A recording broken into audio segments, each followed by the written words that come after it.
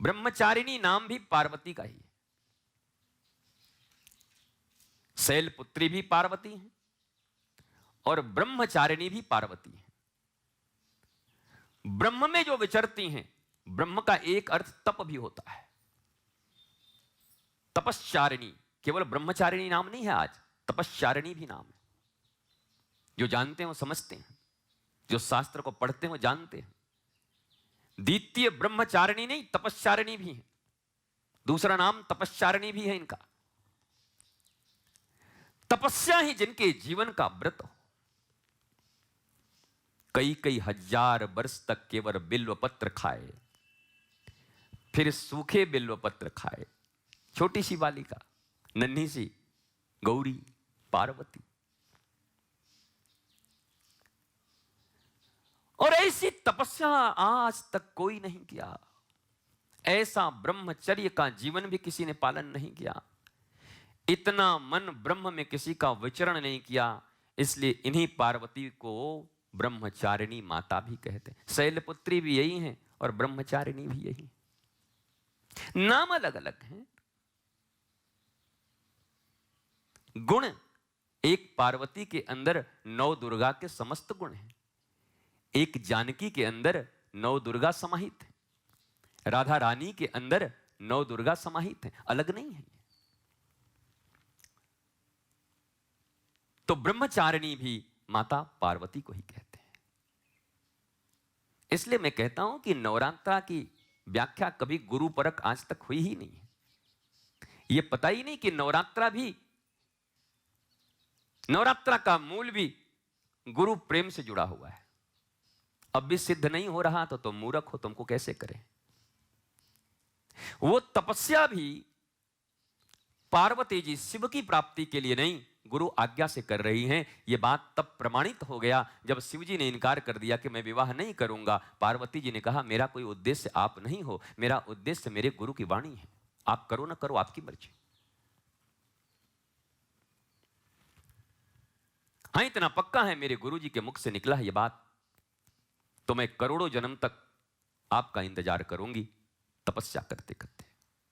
अब बोला 1 करोड़वें जन्म में आके गुरु जी कह दें कि अब शिव नहीं विष्णु से करना है, बोला उसी दिन कर लूंगी। इसका मतलब हमसे प्रेम नहीं है, बोला बिल्कुल नहीं है। तो किससे है, बोला गुरु वचनों से है। गुरु वचनों को रखना संभाल के। गुरुवाणी में मेरी आस्था है। उन्होंने कहा है बैल वाले से कर ले, बैल वाले से कर लूंगी। वो कहेंगे गरुड़ वाले से कर ले तो गरुड़ वाले से कर लूंगी। वो कहें हंस वाले से कर ले तो हंस वाले बाबा से भी कर लूंगी। जीवन में तपस्या, संयम, नियम, यम, दान, क्षमा, सहनशीलता, यही ब्रह्मचारिणी की पूजा का अर्थ है। यह नहीं है कि मेनू बना रहे हैं कि शैलपुत्री के दिन सिंघाड़ा का हलवा, कुट्टू का पूड़ी, आलू फ्राई कर लेंगे और तू कह तो रबड़ी मंगवा लूं। नहीं नहीं दीदी दूध ही मंगवा लो ना, थोड़ा ऊँट देंगे केसर डाल के। हाँ वो भी ठीक है। चल सुन ना, डोसा भी बनता है रे फलहारी है। हाँ तो बना ले चला कम से कम। और कुटौड़ी, मूंग की जैसे मुंगौड़ी होती है उसे कुट्टू की कुटौड़ी। क्यों भाई, मूंग को मुंगौड़ी कहोगे तो कुट्टू को कुटौड़ी क्यों नहीं कहेंगे, क्या दिक्कत है। कुटौड़ी, सिंघाड़ा के आटे का पकौड़ी, सिंघौड़ी, कुटौड़ी और सवौड़ी, सावा चावल, सवौड़ी मेनू बने। हमने देखा इसलिए कह रहा हूं। 9 दिन की मेनू पहले बन जाती है नवरात्रा में कि शैलपुत्री के दिन क्या उड़ाना है, ब्रह्मचारिणी के दिन क्या उड़ाना है, और चंद्र घंटा के दिन तो घंटा बजा देना है, इतना खाना है। कुसमांडा के दिन पूरा ब्रह्मांडा भर लेना है भीतर। ये 9 देवियां में 9 प्रकार के मेनू बनते हैं, क्या खाना है, उपवास लिखा है। उपवास करना है। तेल वही, घी वही, फैट्स वही, नाम खाली दे दिए कुट्टू, बारे बजर बट्टू, भट्टू, कुट्टू। पेल ले कुट्टू को, ले ले। हम तो महाराज नवरात्रा में हैं, 9 दिन तक खाली फलहारी खाते हैं। और हमारा वजनवा जो है ना, का जानी का हो गया है शरीरवा में कि नवरात्रियां करते हैं तो 20 किलो और बढ़ जाता है। बढ़ेगा नहीं हमारा, तुम्हारा नहीं बढ़ेगा तो हमारा बढ़ेगा। कुटौड़ी और धगौड़ी खा के हमारा वजन बढ़ेगा। इसीलिए मुझे लगता है माता लोग ज्यादा व्रत करती हैं। पति कमाते कमाते परेशान है, इनको व्रत ज्यादा चाहिए। सुनिए जी, केला भूसावल वाला लेते आइएगा, दूध कम से कम 3 किलो लगेगा। पति धड़ाम से गिर जाता है, क्या होगा? उपवास हूं, दूध, मखाना, चिरौंजी, में छुहाड़ा थोड़ा कठोर होता है, किशमिश ले आइएगा, खजूर ले आइएगा, और ये कुट्टू, सिंघाड़ा, और ये और वो रबड़ी 2 किलो लेते आइएगा। धीरे से 2 किलो अकेले होना। लग गया नजर, उपवास हम कर रहे हैं तो हम लगता है सब हम ही खाएंगे, आप लोग नहीं खाइएगा। हाँ देवी, आपसे जो बचेगा थोड़ा हम लोग ही प्रसाद पाएंगे। सो व्रत के बदले देवी ने भरत कर दिया, भरत भर लिया।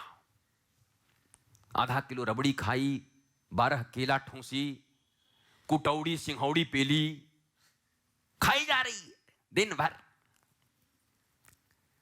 और ढकार निकाल निकाल के पति को गरिया रही है। कोई हमारा नहीं है यहां पर, किसी को हमारा चिंता नहीं। हम व्रतवा कर करके मर जाएं, लेकिन ये मुझौसा देखबो न करे हमरे तरफ। अब क्या करें? मुझौसा खुद घी में तला जाए, उसको भी सेंधा नमक से खा जाओगी क्या? क्या करे बेचारा? देखना तुम, पति मिर्ची की तरह नजर आएंगे हर जगह प्रायः, और ये गोल कद्दू बनी नजर आती हैं। इतना व्रत करती हैं ये, तीज से लेके, और हमको आज तक ये समझ नहीं आया। पुरुष लोग ज्यादा व्रत करते नहीं, वो तो हमसे व्रत होगा नहीं। इनका साल भर में कम से कम 100 व्रत होता है। हे माता जी, वजन कहां से लाती हो? इसका राज बताओ तो। खाए जा रहे हैं, व्रत किए जा रहे हैं, कुटौड़ी पकौड़ी। इंद्रियों पर कोई संयम नहीं है, वाणी में मधुरता नहीं है, जिह्वा लपलपा रही है क्या खा जाऊं। और आज तो कोई काम है नहीं तो छोटी वाली बहन का फोन आ जाए, उसके बाद सबरे खानदान का इतिश्री कर दूं बातचीत करते गए। हाँ अरे मरेगा देखना नहीं एक दिन, हम लोग से जब कुत्ता के मौत मरेंगे सब। हाँ नहीं था, हाँ नहीं था, हाँ नहीं था। जिह्वा इनटेक भी खराब, आउटगोइंग भी खराब, कानों की स्थिति खराब। बुरा न माने, इतना खाएंगे तो गैस तो बहुत अच्छा ना निकलता होगा, तो नासिका में भी तुलसी का गंध तो जाता नहीं होगा, अपने ही वाला। खैर अपना किसी को खराब भी नहीं लगता। मैं दुनिया में बहुत आदमी को देखा, खुद बैठ के गैस निकल, ये दालमोट का गंध कहां से? अबे दालमोट नहीं, तू पादा है ससुरे, दालमोट का गंध आ रहा है इनको। अपना दालमोट, बीकानेरी भुजिया, और दूसरे का, दूसरा बेचारा अच्छा भी है, थोड़ा बगल हटिए तो कैसा गंध आ रहा है, बहुत आप में से इत्र निकल रहा है चंदन का। यही है। तो नासिका भी ठीक नहीं, कान भी ठीक नहीं, जिह्वा के 2 काम हैं, एक खाना और एक बोलना, दोनों अपवित्र।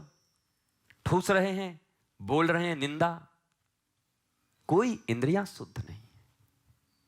नवरात्रा का अर्थ ही होता है एक एक इंद्रियों पर संयम करना, एक एक इंद्रियों की शुद्धि हो। गंदे रक्त जो इन इंद्रियों में भर गई हैं उनसे विरक्त हो,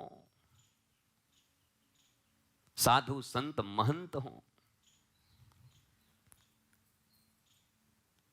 ये दृष्टि शुद्धि, श्रवण शुद्धि, घ्राणेन्द्रिय शुद्धि, जिह्वा शुद्धि, वचन शुद्धि, समस्त इंद्रियों के शुद्धि का पर्व है नवरात्रा।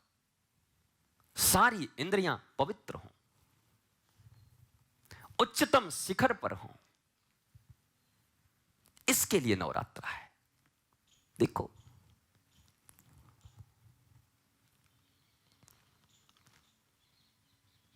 करोड़ों अरबों के गहने पहना दो, लकमे के काजल लगा दो, और जो जो आप ब्यूटी पार्लर सब चले जाओ, जहां जहां करोड़ों खर्च करा दो, और कराने के बाद बोलो कैसी लग रही है मेरी पत्नी, और जब कोई देखने आए तो पता चले वो मरी हुई है, कैसी लगेगी? लाश का कितना भी श्रृंगार कर दो, क्या रहेगा? लाश। नवरात्रा भगवान शंकर की पूजा और व्रत को हमने लाश बना दिया है, श्रृंगार कर रहे हैं, मूल प्राण निकाल लिया इसका, मौलिक चीजों से पीछे हट गए और आध्यात्मिक नहीं, इस मॉडर्न युग में केवल लाश का श्रृंगार हो रहा है। करोड़ों की पूजाएं हो रही हैं, अरबों की डांडियां हो रही हैं, पर इंद्रियों की शुद्धि पहले से ज्यादा अशुद्ध हो जा रही है। सामान्य दिनों में इतना नहीं खाते, बैठे बैठे सामान्य दिनों में इतनी निंदा किसी की नहीं करते हैं, और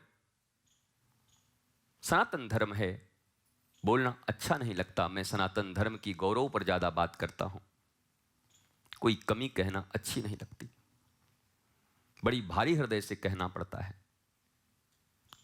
और मैं चाहता हूं न कहना पड़े, सभी सनातन धर्मावलंबी इसे समझें और समझकर अपने गौरव को बचाएं। मेरे कहने से तो क्या होगा, लोग मुझे बोलेंगे मुंहफट है, हिंदू धर्म की आलोचना कर रहा है।